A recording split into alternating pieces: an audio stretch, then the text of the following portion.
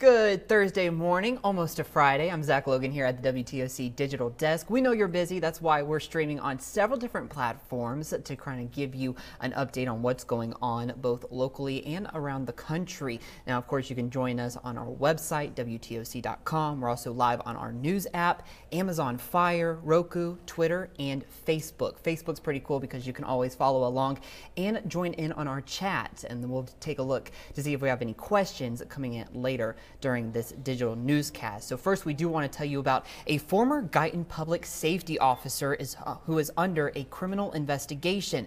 This is the same officer who was investigated by the city for harassing a firefighter on Facebook. But this is a separate investigation.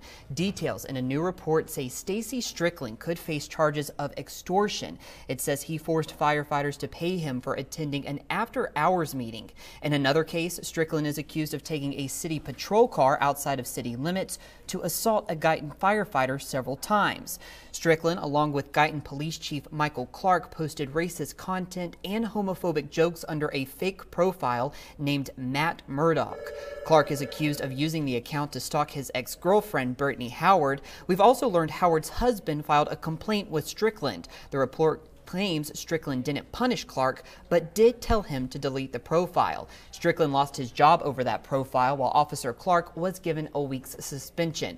Both investigations are ongoing.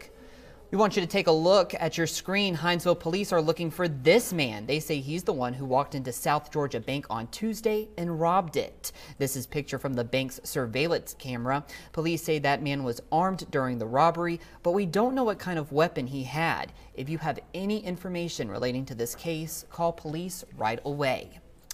And it's going to be a very busy afternoon for Savannah City Council. Members will meet this afternoon to discuss several different issues, like the possibility of using a facility over in Perry, Georgia, to use just in case city employees have to evacuate during a major hurricane. City Council is also looking to ban scooter rental companies from doing business within the city. It's a new trend. Maybe you've heard of it. You can use an app on your phone or even just swipe your credit card to pay for time to use the electric scooter to get around town. But some city officials say other cities are having issues because some people are just leaving their scooters wherever, and it's becoming a safety hazard and somewhat of a litter issue as well. If council members approve the ordinance, it would only apply to those rental companies. So if you already own an electric scooter, you will still be able to ride it around town. After council has looked at a better way of accommodating those scooter companies, they may lift that ban. Council will meet this afternoon at 2. We'll let you know what comes out of today's meeting. And happening today, ceremonies continue in Arizona to honor Senator John McCain, who lost his battle with brain cancer last Saturday. The senator's casket will travel from the Capitol building in Phoenix to the church where his memorial service will be held. Military members set up flags and practiced carrying McCain's casket yesterday.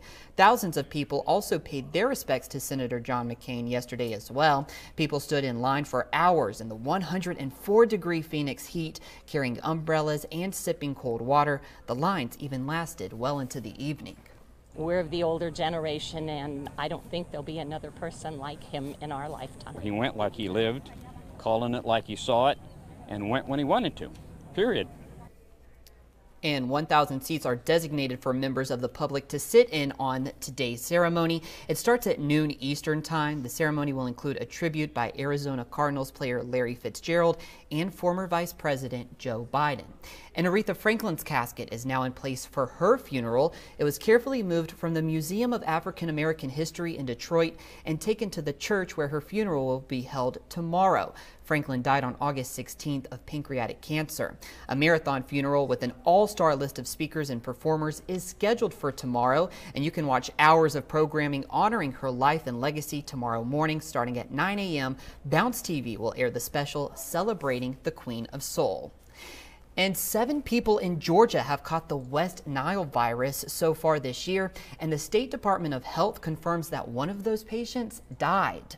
The deadly case was reported in Columbus, and 4 of the cases happened just within the last week. Health officials are putting out an extra mosquito warning for Labor Day weekend. Mosquito season in Georgia typically lasts through October and sometimes longer depending on the weather. Health experts say you can reduce the number of mosquitoes around your home by getting rid of any standing water.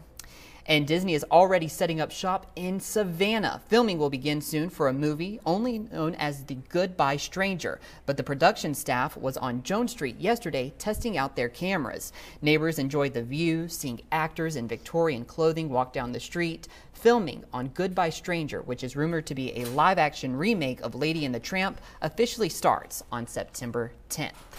Go ahead, take a look. Like I said, you can always join us in on Facebook where we have our live chat going just to see if anybody's got any questions or comments this morning. A lot of people just saying hello. We've seen some waving, good morning. So we've got a lot of that going on in our chat room. But of course, we'll continue to monitor these stories and we'll bring you the very latest both on air and online. Have a great Thursday.